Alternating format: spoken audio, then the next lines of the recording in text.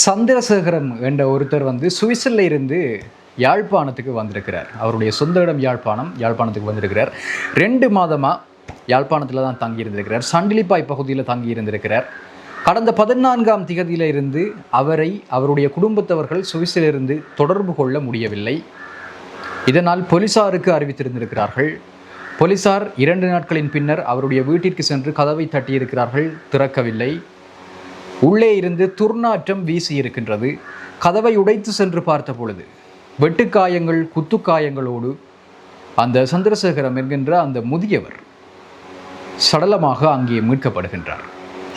பணத்திற்காகவும் அங்கிருந்த பெறுமதி வாய்ந்த பொருட்களுக்காகவும் ஒரு கொள்ளை கும்பல் யாழ்ப்பாணத்தில் சண்டிலிப்பாய் பகுதியில் இரவில் புகுந்து இந்த வெறிச் செயலை நிகழ்த்தி இருக்கின்றது.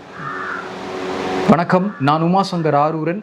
என்னுடைய வலையொலி பக்கத்தை சப்ஸ்கிரைப் செய்யாது பார்த்து கொண்டிருப்பவர்கள் சப்ஸ்கிரைப் செய்து கொள்ளுங்கள். சுவிஸ் நாட்டிலிருந்து யாழ்ப்பாணத்திற்கு வந்தவரை படுகொலை செய்து நகைகள், பணம் என்பவற்றை முகமூடி கொள்ளை கும்பல் ஒன்று கொள்ளையடித்து சென்றிருக்கிறது.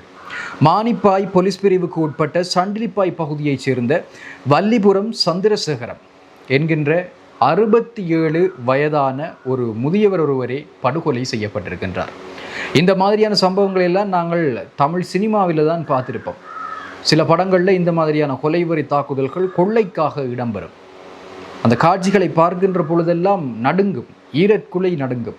அந்த மாதிரியான ஒரு சம்பவம் உண்மையிலேயே அதுவும் எங்களுடைய நாட்டில் யாழ்ப்பாணத்தில் இடம்பெற்றிருக்கிறது.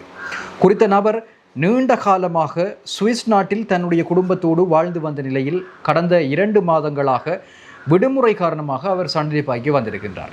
சண்டிலிப்பாயில் உள்ள தன்னுடைய வீட்டில் தான் அவர் தங்கியிருந்திருக்கின்றார். இந்த நிலையில் கடந்த 14ஆம் திகதிக்கு பின்னர் அவருடைய குடும்பத்தவர்களால் அவரை தொடர்பு கொள்ள முடியவில்லை.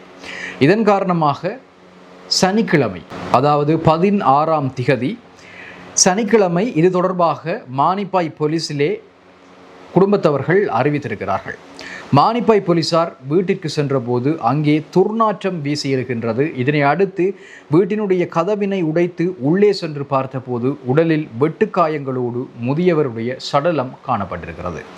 சம்பவம் தொடர்பாக விசாரணைகளை ஆரம்பித்திருக்கின்ற போலீசார் அது தொடர்பில் மல்லாகம் நீதவான் நீதிமன்ற நீதவானுக்கு தகவல்களை வழங்கியிருக்கிறார்கள். அதனை அடுத்து நீதவான் நேற்றைய தினம் சனிக்கிழமை இரவு சம்பவ இடத்திற்கு விரைந்திருக்கின்றார்.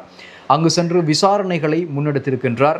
அதனைத் தொடர்ந்து சடலத்தை மீட்டிருக்கின்றார்கள். மீட்டெடுத்து வைத்தியசாலைக்கு அனுப்பி உடற்கூற்று பரிசோதனைகளை செய்வதற்காக அந்த சடலத்தை அனுப்பியிருக்கிறார்கள்.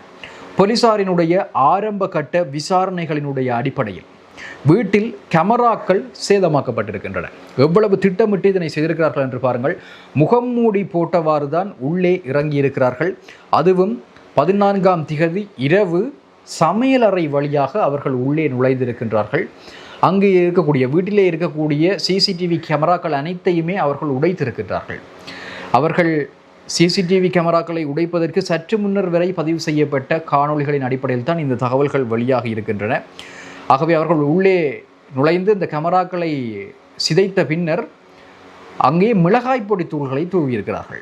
காரணம், மோப்ப நாயிடம் சிக்கக்கூடாது என்பதற்காக மிளகாய் பொடிகளை ஆங்காங்கே அந்த வீட்டிற்குள் தூவி இருக்கின்றார்கள். தூவி விட்டுத்தான் இந்த முதியவரை இவ்வாறு கொலை செய்திருக்கிறார்கள். அதுவும் அவருடைய உடற்கூற்று பரிசோதனையின் போது வெளிவந்திருக்கக்கூடிய தகவல்கள் உங்களுடைய உடலை உறையச் செய்கின்ற விடயங்கள், கூரிய ஆயுதங்களால் அவருடைய உடலில் 8 இடங்களில் குத்தி இருக்கின்றார்கள். அவ்வாறு குத்தப்பட்டமைக்கான அடையாளங்கள் இந்த பரிசோதனையில், பிரேத பரிசோதனையிலே தெரிய வந்திருக்கின்றன.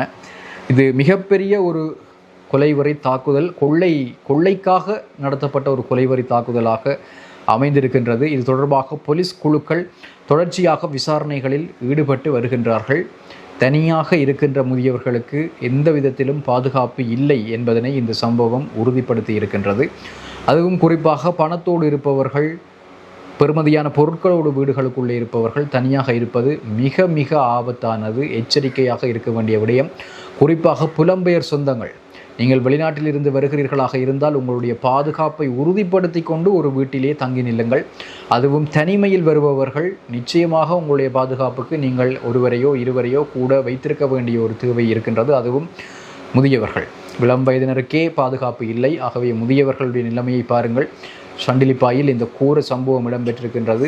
எங்களை நாங்கள் தான் பாதுகாத்து கொள்ள வேண்டும். ஆகவே புலம்பெயர் உறவுகளிடம் நான் விடுக்கின்ற ஒரு தாழ்மையான விண்ணப்பம், உங்களுடைய பாதுகாப்புக்கு, நீங்கள் இங்கு ஒருவரை, உங்களுடைய குடும்பத்திலிருந்து ஒருவரை அனுப்புகிறீர்கள் என்றால் அவருடைய பாதுகாப்புக்கு இங்கு சரியான ஒழுங்குபடுத்தல்களை செய்து வைக்கவும், அவருக்குரிய ஆட்களை அங்கே அனுப்பி வைக்கவும், உங்களுடைய சொந்தக்காரர்கள் நண்பர்களை அவர்களிடம் அனுப்பி வையுங்கள். அவரை தனிமையில் இருக்க விடாதீர்கள். இந்த தனிமை, பெறுமதியான பொருட்கள், பணத்துடனான தனிமை மிக மிக ஆபத்தானது என்பதனைத்தான் இந்த சம்பவம் சுட்டிக்காட்டி நிற்கின்றது. மற்றொரு செய்தி, மட்டக்களப்பைச் சேர்ந்த இளைஞர் ஒருவர், அதுவும் பொறியியல் பீட மாணவராக இருக்கக்கூடிய மட்டக்களப்பைச் சேர்ந்த இளைஞர் ஒருவர் பண்டாரவளையிலே உயிரிழந்திருக்கின்றார். இந்த விடயம் இப்பொழுது அங்கு பெரும் சோகத்தை ஏற்படுத்தி இருக்கிறது. பண்டாரவளை பதுளை வீதியினுடைய 3ஆம் மைல்கல் பகுதியில் பல்கலைக்கழக மாணவர் ஒருவர் செலுத்திய மோட்டார் சைக்கிள் ஒன்று காரோடு மோதி விபத்துக்குள்ளாகியது. இந்த விபத்தில் ருகுணு பல்கலைக்கழகத்திலே பொறியியல் பீடத்தில் கல்வி கற்றுக் கொண்டிருக்கின்ற மாணவர் ஒருவர் உயிரிழந்திருக்கின்றார். மற்றும் ஒரு மாணவர் படுகாயமடைந்த நிலையில் சனிக்கிழமை இரவு தியத்தலாவை ஆதார வைத்தியசாலையில் அனுமதிக்கப்பட்டிருப்பதாக பண்டாரவளை போலீசார் தெரிவித்திருக்கிறார்கள். இவ்வாறு விபத்தில் உயிரிழந்தவர் மட்டக்களப்பு இருதயபுரம் கோவில் வீதியைச் சேர்ந்த ருகுணு பல்கலைக்கழக பொறியியல் பீடத்தின் 2ஆம் வருட மாணவரான 22 வயதுடையவர் என்று போலீசார் தெரிவித்திருக்கிறார்கள். இந்த விபத்தில் படுகாயமடைந்தவர் உயிரிழந்த மாணவனின் அதே வயதுடைய நண்பர் என்று போலீசார் மேலும் தெரிவித்திருக்கிறார்கள். உயிரிழந்த மாணவன் தனது நண்பர்கள் குழுவினருடன் இணைந்து 4 மோட்டார் சைக்கிள்களில் சுற்றுலா சென்றிருக்கின்றார். இவர்கள் இரவு தங்குவதற்காக எல்ல பகுதியில் உள்ள தங்குமிடத்தை நோக்கி மோட்டார் சைக்கிளில் பயணித்து கொண்டிருந்த போதுதான் இந்த விபத்து நேர்ந்திருக்கிறது. பதுளையிலிருந்து பண்டாரவளை நோக்கி பயணித்த காரோடு இந்த மாணவர் செலுத்திய மோட்டார் சைக்கிள் மோதியதில் இந்த விபத்து சம்பவித்துள்ளதாக போலீசாரின் ஆரம்பகட்ட விசாரணைகளில் இருந்து தெரிய வந்திருக்கின்றது. இந்த மோட்டார் சைக்கிளில் ஓல்சிலோனை சுற்றி வாரது ஒன்றும் புதுசில்லை, வழக்கமாக நடக்கிறது தான். அதுவும் இளைஞர்கள், மாணவர்கள், பல்கலைக்கழகங்களில் கல்வி கற்பவர்கள் இதனை அதிகமாக செய்வது வழக்கம். ஆனால் எவ்வளவு தூரம் அந்த வீதி சேஃப்டி, வீதியிலே பாதுகாப்போடு நாங்கள் செல்கின்றோம் என்பதில் தான் இந்த சுற்றுலாவினுடைய மகிழ்ச்சி தங்கியிருக்கின்றது. இப்பொழுது அந்த நண்பர்களினுடைய மனநிலையை யோசித்து பாருங்கள், அந்த குடும்பத்தவர்களுடைய மனநிலையை யோசித்து பாருங்கள். ஒரு மனமகிழ்ச்சிக்காக சென்ற சுற்றுலா எப்படி ஒரு கோர முடிவாக மாறியிருக்கின்றது. ஆகவே மாணவர்களே, உங்களுடைய பாதுகாப்பினை உறுதிப்படுத்தி கொண்டு நீங்கள் உங்களுடைய மகிழ்ச்சிப்படுத்தல்களை மேற்கொள்ளுமாறு கேட்டுக்கொள்கின்றேன். நன்றி. மற்றும் ஒரு காணொலியில் சந்திக்கலாம். உங்களுடைய கருத்துக்களை பதிவிடுங்கள். நன்றி.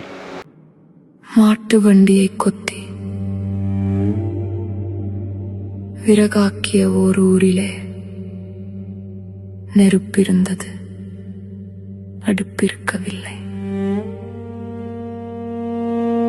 தென்னைகள் 1000, பனைகள் 1000 தோப்பாய் காய்த்த ஒரு கடற்கரையிலே கஞ்சி இருந்தது, அதில் பால் இருக்கவில்லை.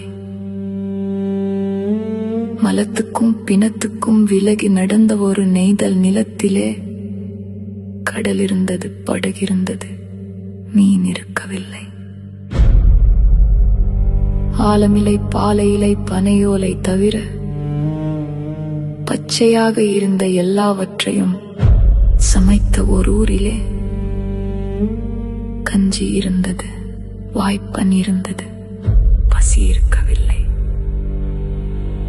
நீரிலே தொடங்கி நீரேரியில் முடிந்த ஒரு போரிலே கடைசி 3 நாட்களும் நீர் இருக்கவில்லை, தாகம்.